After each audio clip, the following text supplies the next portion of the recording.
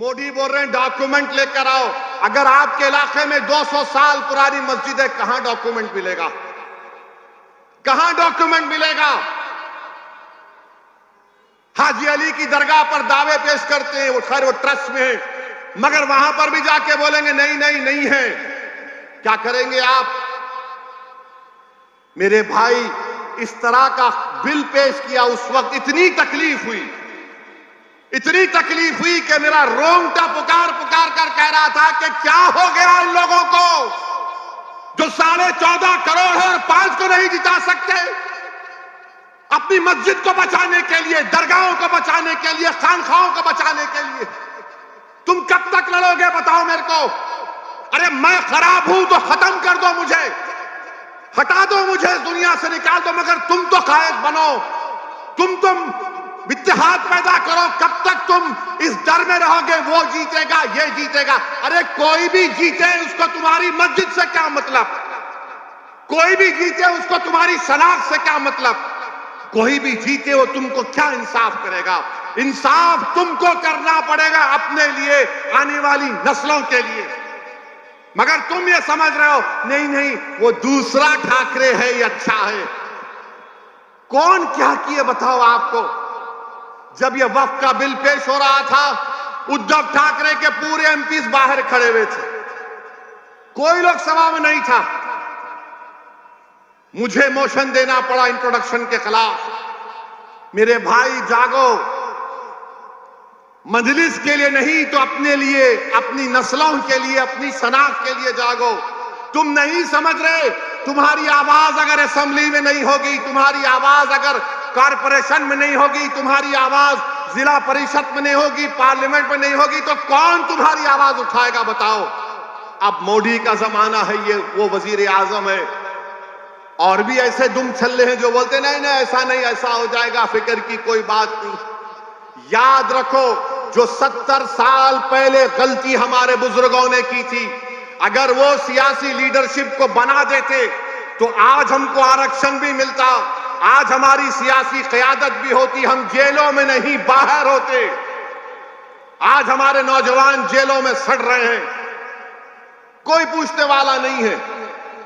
मेरे अजीज दोस्तों और बुजुर्गों, ये पैगाम मैं आपको आज देना चाह रहा था, मौलाना आजाद की यौम पैदाइश को सामने रखकर। मौलाना आजाद की बहुत सी बातें हैं, जब किसी और वक्त पे इंशाअल्लाह बोलूंगा मैं, मगर इतना तो बोलूंगा कि सियासी लीडरशिप को बनाओ। मौलाना आजाद को लोग मजबूर कर दिए थे। सरजमीन दक्कन पर पुलिस एक्शन हुआ, पंडित सुंदर लाल की रिपोर्ट है, नेहरू लाइब्रेरी में जाकर पढ़िए। सुंदर लाल ने लिखा कि हैदराबाद में जो पुलिस एक्शन हुआ तो 40,000 से ज्यादा लोगों का कत्लेआम हुआ, और यही कांग्रेस पार्टी ने मौलाना आजाद को मजबूर कर दिया बोलने के लिए हाँ ये तो एक्शन का रिएक्शन है। आपको मालूम, कभी आपने पढ़ा कि 1950 और 60 के दहे में 8 लाख बंगाली मुसलमानों को भारत से निकालकर फेंक दिया गया था? तुमने पढ़ा कहीं पर? तुमको कोई नहीं बोलेंगे, मैं बता रहा हूं कब हुआ था ये। श्रीनगर में हजरत बल में नबी करीम सल्लल्लाहु अलैहि वसल्लम के मुंह मुबारक का एक वहां पर एक हादसा हो गया था, पूरे मुल्क में तूफान उठा तो 8 लाख को बाहर कर दिया गया। किसने निकाल दिया था? आसाम से जाओ डिटेंशन सेंटर में डालो इनको, बाद में नेहरू को वापस लेना पड़ा। अरे तारीख हम पढ़ते हैं, अगर हमारी जबान कड़वी है तो तुम्हारे जुल्म की वजह से है। अगर हम कहते हैं कि आपकी सियासी लीडरशिप होना इसलिए कि हमारे बुजुर्गों को नुकसान पहुंचा, आज अगर फैयाज जीतेगा इंशाअल्लाह ताला तो वो आज के लिए नहीं है, इन मासूम बच्चों के मुस्तकबिल अच्छा होगा। जो तकालीफ हम और फैयाज साहब और हमारे बुजुर्ग उठाए, कम से कम ये आने वाला जनरेशन, ये नस्ल उस तकालीफ को नहीं उठाएगा। तो मेरे अजीज दोस्तों और बुजुर्गों, मेरी आपसे दमन गुजारिश है कि आपको 20 तारीख के दिन अपने के कोर्ट का सही इस्तेमाल करना है। अब आप जानते हैं कि हर पार्टी बोल रही है कि हम इतना दे देंगे, लाडली में उतना दे देंगे, हम फुला कर देंगे। ऐसा बोल रहे हैं जैसे अब्बा की दौलत लुटा रहे हैं बाहर आवाम पर महाराष्ट्र की। अबे तुम्हारे बाप की औलाद नहीं है, तुम्हारे बाप की दौलत नहीं है ये। कोई जहेज में नहीं आया ये दौलत बांटने के लिए। कोई बोलता मैं ये कर दूंगा। आपको मालूम महाराष्ट्र में अभी कर्जा कितना है? महाराष्ट्र सरकार का कर्जा 5,32,000 करोड़ रुपये। 2019 में 3,35,000 था, वो बढ़ के माशाल्लाह शिंदे बोले मेरा क्या है छोड़ना ले 5,32,000 करोड़ रुपये। अभी 2030 के आने तक महाराष्ट्र सरकार को उस कर्जे का 2,75,000 अदा करना है। तो ये लोग क्या करते हैं, अब 2,75,000 अदा करना है, मार्केट से 80,000 करोड़ उठाते, उसमें से आधा पैसा कर्जे में देते, आधा पैसा बोलते ले लूटो खाजा का लंगर है लेके जाओ। मगर नुकसान किसका हो रहा है? गरीबों का हो रहा है, गरीबों का हो रहा है। कहां जा रहे पैसे आपको मालूम? किधर जा रहे पैसे आपको मालूम? गरीब को मिलता ही नहीं, नेताओं के जेब में पैसे चले जाते। 1-2 का 4 करते, दिखाते 20, 8 इनके पास, एक 6-7 दिखाने को फोटो गरीबों को मिलता। फिर आप जानते हैं कि मुंबई लोकल जो चलती है आपके पास, हाई कोर्ट का ऑर्डर मैं पढ़ा हूं।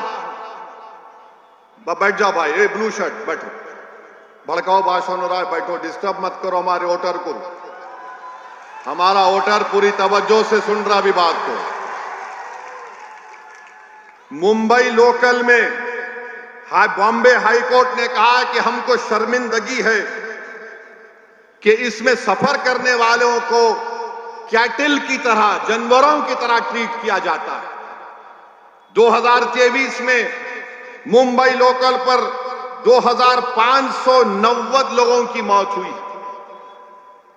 मुंबई लोकल में 2,590 लोगों की मौत हुई है, 2,451 लोगों जख्मी हुए हैं। ये डबल इंजन की सरकार कैसे है कि 2,590 मर गए शिंदे, 2,590 लोग मर गए फडणवीस, तुम्हारा डबल इंजन और 2,500 लोग मर रहे हैं। तुम क्या मारने के लिए इंजन हो या बचाने के लिए? हमको बताओ।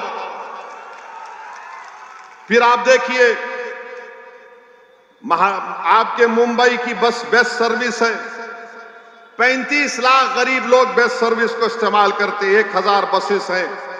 ये डबल इंजन क्या करना चाह रहे हैं कि आइंदा साल तक, आज बेस्ट के पास 1,000 बसेस हैं जो गरीब इस्तेमाल करता है, 2025 तक शिंदे और फडणवीस बोल रहे हैं जरूरत ही नहीं है, खाली 220 बस रखेंगे। किसका नुकसान होगा इसमें? उस बस में कितना देर इंतजार करना पड़ता गरीबों को बस आने के लिए। ये आपके बुनियादी मसले मसाइल हैं। ये प्राइवेटाइज करना चाह रहे हैं बेस्ट सर्विस को। तो मेरे अजीज दोस्तों और बुजुर्गों, ये मुद्दे हैं। अगर दोबारा ये सरकारें आएंगी, याद रखिए मुंबई में कोई जमीन खाली नहीं रहेगी। बोलेंगे ये तू ले ले, ये तू ले ले, तू माल बना ले, तू ये बना ले। माल के नाम पर माल जमा कर रहे हैं। और याद रखिए, मुझे तो खौफ है इतनी बड़ी जमीन खाली कैसे है। यहां पर आकर देख लिए होंगे, क्योंकि मोदी ये बोलते हैं कि मैं घर से ड्रोन भिजाकर देखता हूं हर चीज को। तो जाहिर है मोदी ड्रोन में देखे होंगे, वो दारुल फैज, इतनी बिल्डिंगें, इतनी जमीन खाली है, मेरे दोस्त को मिलना चाहिए। आज जो बड़ी बड़ी बातें करते हैं बीजेपी शिंदे वाले, अरे 1,80,000 करोड़ के 2 प्रोजेक्ट गुजरात चले गए, फॉक्सकॉन का और टाटा एयरबस का। इन लोगों को शर्म नहीं आती कि यहां पर महाराष्ट्र में आएंगे। महाराष्ट्र अगर ताकतवर रहेगा, मुंबई भारत का फाइनेंशियल कैपिटल है, अगर वो ताकतवर रहेगा तो देश ताकतवर रहेगा। मगर बीजेपी के लोग बोलते नहीं नहीं नहीं, यहां से जो भी है निकालो, बाहर लेकर जाओ। और कर क्या रहे हैं? चोरी कर रहे हैं, ये मेरा एमएलए, ये तेरा एमएलए। ऐसा लग रहा है कि एमएलए का हर्राज हो रहा है महाराष्ट्र में कि बोल तेरी कितनी कीमत है, उन्हें बोलता मेरी कीमत है, आजा ले ले आजा। फिर वोट डालने वालों की अहमियत क्या रही बताओ आप। आपने पिछले बार मंजलिस के, मैं बाइकुल्ला के वोटर से मुखातिब हूं, अभी आपने एमआईएम को वोट नहीं दिया, आपने किसी और को अपना वोट दिया, हम आप उस फैसले को मानते हैं। मगर जिस पार्टी को आपने वोट दिया वो दूसरी पार्टी में जाकर बैठ गए, तो बताओ तुम्हारा वोट की अहमियत क्या रही फिर। और क्या गारंटी है कभी कोई आ रहा है तो दूसरी पार्टी ना जम कर ले।